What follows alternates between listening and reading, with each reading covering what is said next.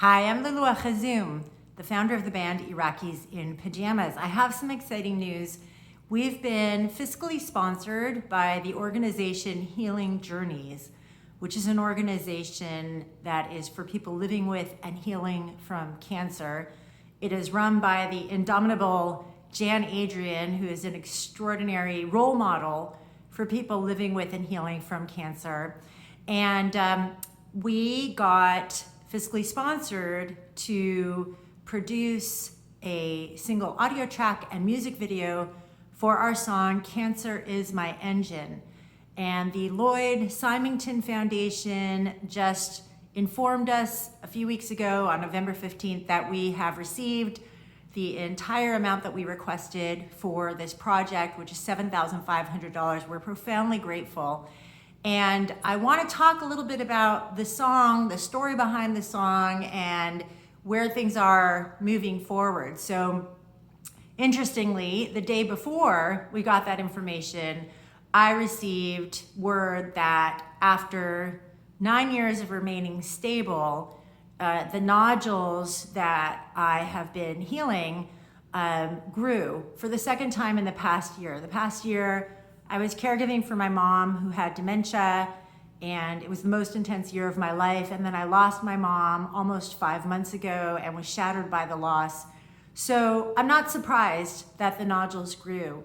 I choose to see this information as confirming the power of the mind-body-spirit connection, that specifically over the past 9 years, when I have been in my happy place, when I launched the band, the nodules started shrinking. When I moved to the forest and was in a happy, healthy relationship and playing my music and so forth, the nodules started shrinking. And it was 3 times that the nodules grew. One, I was living next to someone who created an extraordinarily stressful situation for me, tearing up the street. I have auditory sensitivity. He didn't care. There were like jackhammers out there. He wouldn't tell me when things were happening.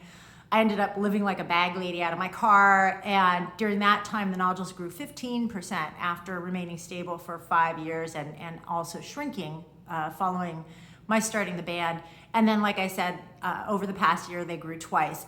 And I'm not gonna lie, I was pretty freaked out internally. It's not fun getting news like that. Cancer definitely comes with fear.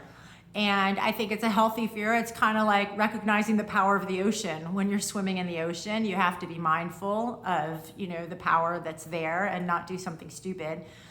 But I want to talk a little bit about why I'm choosing this path. I think that we are not only suggested, not only guided to going into conventional medicine, but pretty much bullied into it. When I first got the diagnosis in 2010, the endocrinologist was very supportive. She didn't agree with my choices, but she supported me, and that was really critical in my being able to move forward in a way that I wanted, that balanced out the strengths of conventional and holistic medicine. But I don't know if he was an intern, whatever, kind of like the second doctor there, when the endocrinologist left, he told me that I was gonna die. He said, "You can't think your way out of cancer." And I said, "You don't know what I can do." And I actually had a friend that I found out about, I think it was now 2 or 3 years ago, in November, 2 years ago, I think, that something reminded me of her. I hadn't talked to her in decades, but she was a good friend. My first year of high school, we sat next to each other in English class. My senior year, I found out that she had the same thyroid cancer diagnosis, and she had rejected holistic medicine and chosen conventional medicine, and she died within 14 months of her diagnosis.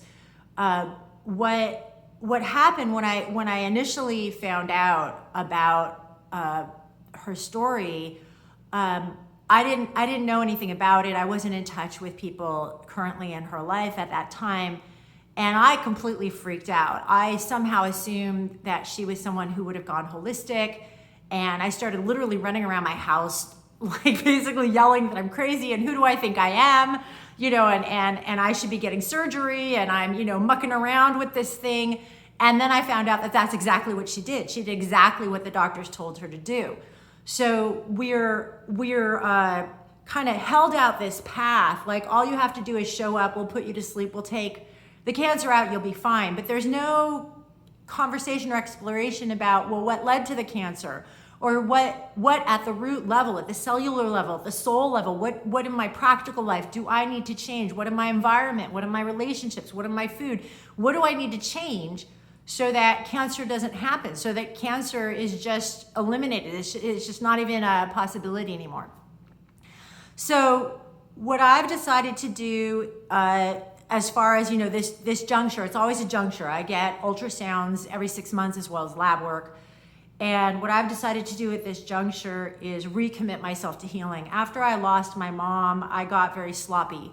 I won't say very sloppy, but I wasn't, I've been super rigorous. I have gone on 2-month-long juice fast. I have juiced every day, like typically a quart a day. I drink organic fresh vegetable juice from a cold pressed juicer, all organic diet.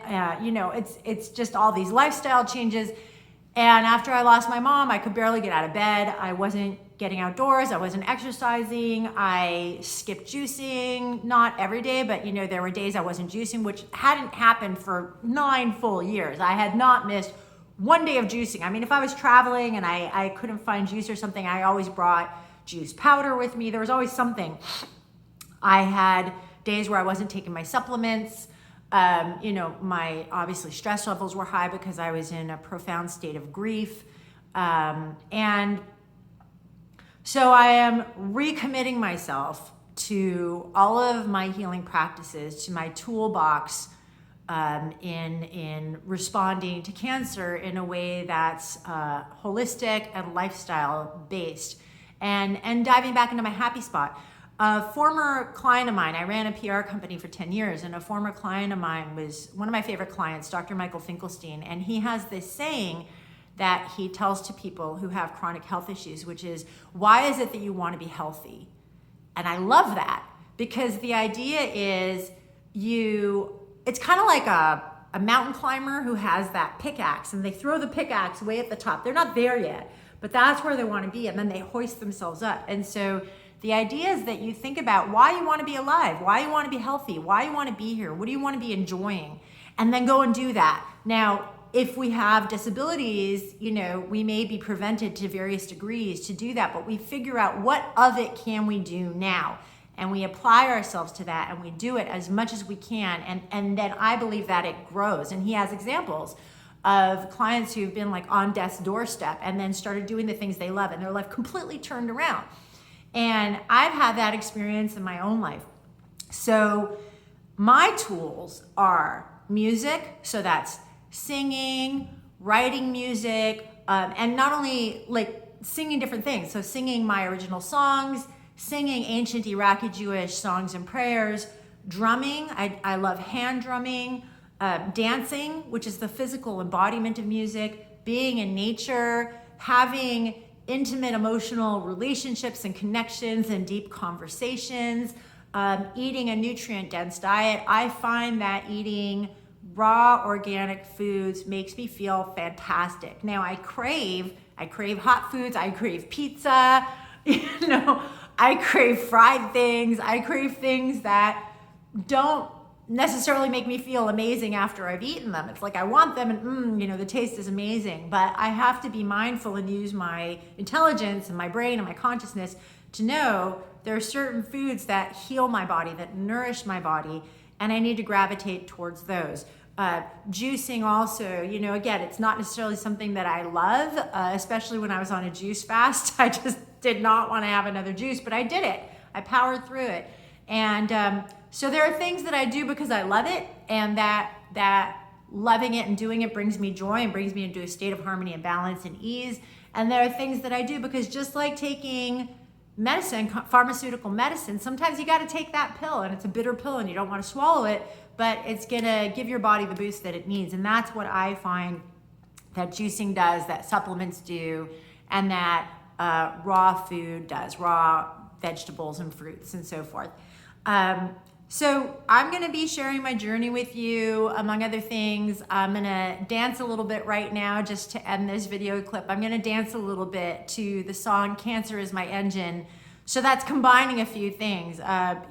Something that I really also appreciated about Dr. Finkelstein is before I met him, I had discovered on my own that there are all these different aspects of my life, and I actually made a list of how am I doing on the physical level, how am I doing on the emotional level, how am I doing on the spiritual level, how's my diet, how's my exercise, and then I met him through a mutual friend, and when we were talking, I was so excited talking to him, I was actually dancing while we were on the phone. He didn't know that. This is why I don't have a video on my computer.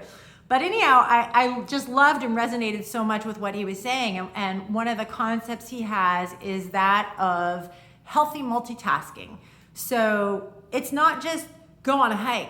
It's go on a hike with a friend. It's bring fresh organic food as your lunch while you're on the hike. So you're taking all these different aspects of wellness and you're combining them together. And what he talks about is that it's not just the sum total of all these different parts, but rather it's the synergistic effect. So each of these components becomes more powerful when you do it.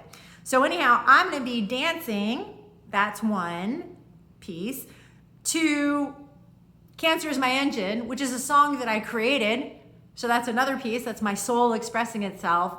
And the music is gonna be moving my body.